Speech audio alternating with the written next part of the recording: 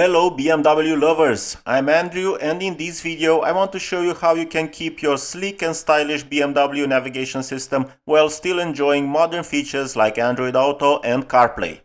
I don't know about you, but I'm not willing to spend at least $500 on an aftermarket unit that just doesn't match the elegant interior of a BMW. So, I'm going to show you an interesting product from AutoABC, walk you through the simple installation process and exactly how this module box works. Enough with the intro, let's get started. As I mentioned, the product is from the company called AutoABC. This exact module box is designed specifically for the BMW NBT navigation system on the X4. However, on their website you'll find modules compatible with many other car brands and models. All you need to do is send them a photo of your car's navigation system and they will tell you exactly which module you need. They also have a lot of installation tutorials and provide great tech support. In the package, you'll find a well-written installation manual in English. The manual includes a product list, a wiring diagram, steps for pairing your smartphone, and lots of other useful information. Here we have the module box. It has a power port, a USB port, a toggle switch, video input and output ports, and a port for the Wi-Fi antenna. This is what the ports look like. According to the manual, I set the first switch on the toggle switch to the on position. Next we have some cables. On this set there's a female connector. And here's a male connector. Remember these two openings because this is where we'll transfer an optical fiber cable. On this cable set you'll also find a mic out, which connects to the mic in on the other set of cables that goes into the USB port. Here we have the video cable for the display, and here's the final set of cables with the USB port and, as I mentioned, a mic in that will connect to the mic out I showed you earlier. This small device is the Wi-Fi antenna, and that's pretty much it. Let's move on to the installation. First, I'll use a plastic trim removal tool to remove the air vents, and I'll place a rag underneath to prevent any scratches. Gently pull the panel toward you, then downward. Now you have access to 3 electrical plugs that need to be disconnected. Unplug the engine start button connector, the middle black connector, and the white one, which was the most stubborn. Set the air vents panel aside. Now you will just need a T20 to remove all the screws. There are 3 screws on top holding the climate control unit. Take out this plastic panel, you won't even have to use the prying tool. Place the panel aside to gain more space, and now you have access to the other 2 screws holding the climate control unit.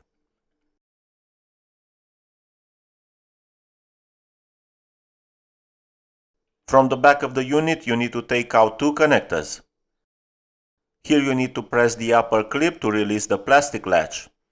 I'll press it with something else so you can see the system better. There goes the white one, and now the black one. Press the latches all the way down to release the plugs. Now there are 4 more T20 screws holding the main navigation unit.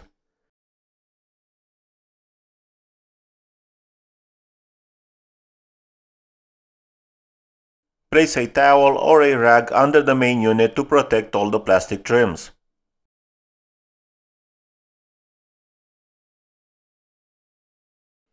Let's take out the display now.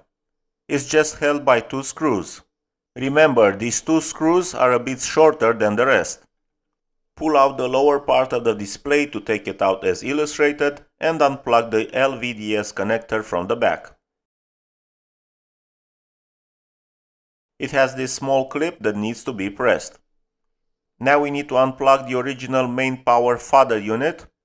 To do it you need to pull the black latch as much as possible. As you can see, the connector is identical with the fodder connector on the cable set that comes with the module box. Now we need to move the fiber optic cable from one connector to the other. To do this, you can even use a toothpick.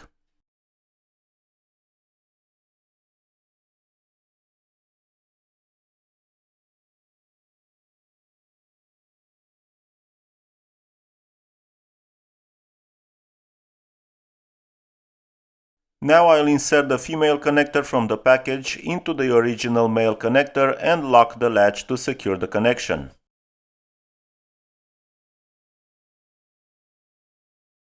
Next, I'll insert the fiber optic cable into the male connector from the package, then plug it into the original unit.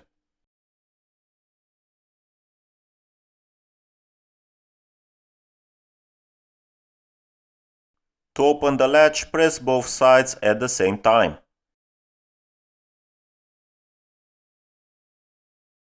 Insert the male connector and make sure the connection is secure. Now I will take the cable that was removed from the display and plug it into the LVDS port on the module. The LVDS cable that comes with the module has two types of connectors. The straight one goes into the module and the 90-degree angled one goes into the display.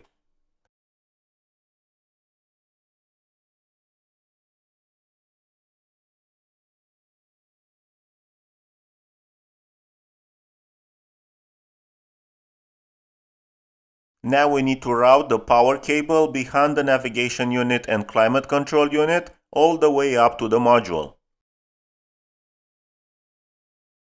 For now, I'm routing it through here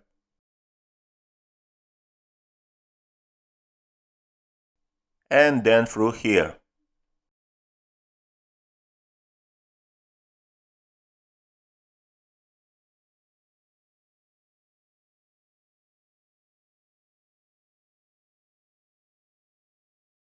Make sure to stretch it properly so it doesn't block the reinstallation of the navigation unit.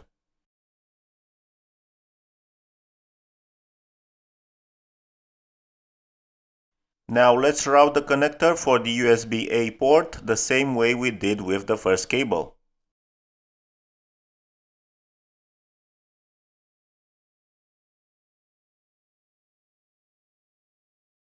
Plug the jack labeled mic in into the mic out port.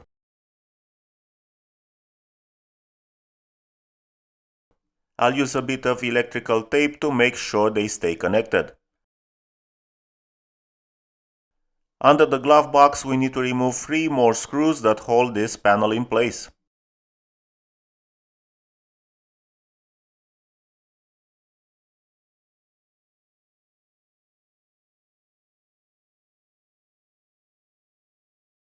Now we can route the USB port cable to the area beneath the glove box.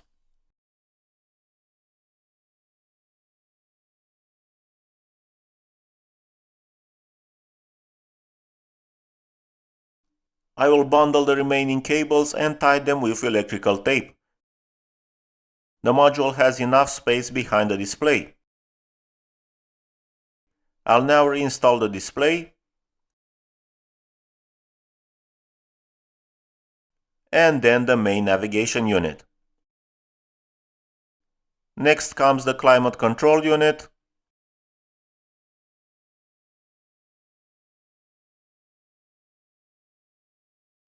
and finally the air vents panel. I did a quick check before installing the screws and everything was working just fine. To access the module menu, just press and hold the menu button.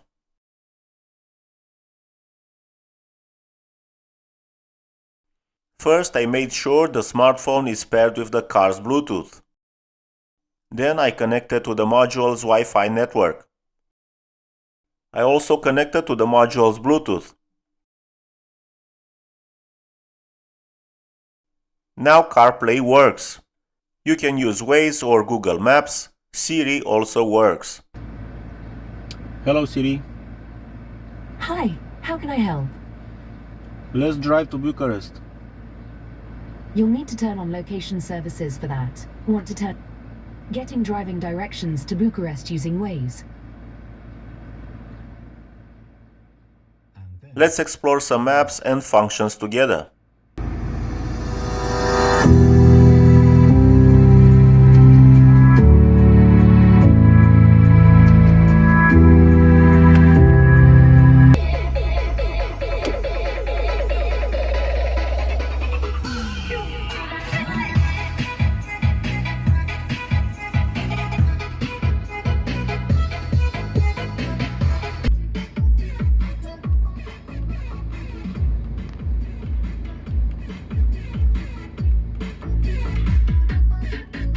Proceed to Strada New Ferrolu, then take the first left.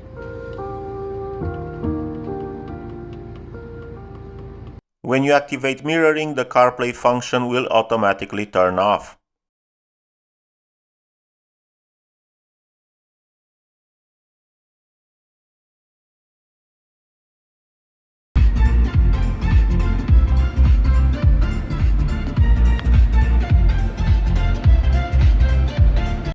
Android Auto works just as well.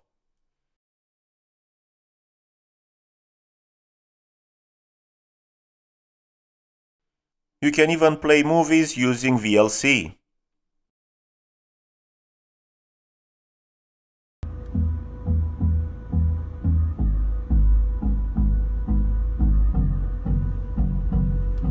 Okay guys, I think that was more than enough to show you how awesome this gadget is. Hope you enjoyed the video. If you want to buy the module box, don't forget to use the 20% discount code provided throughout the video and in the description. Bye bye!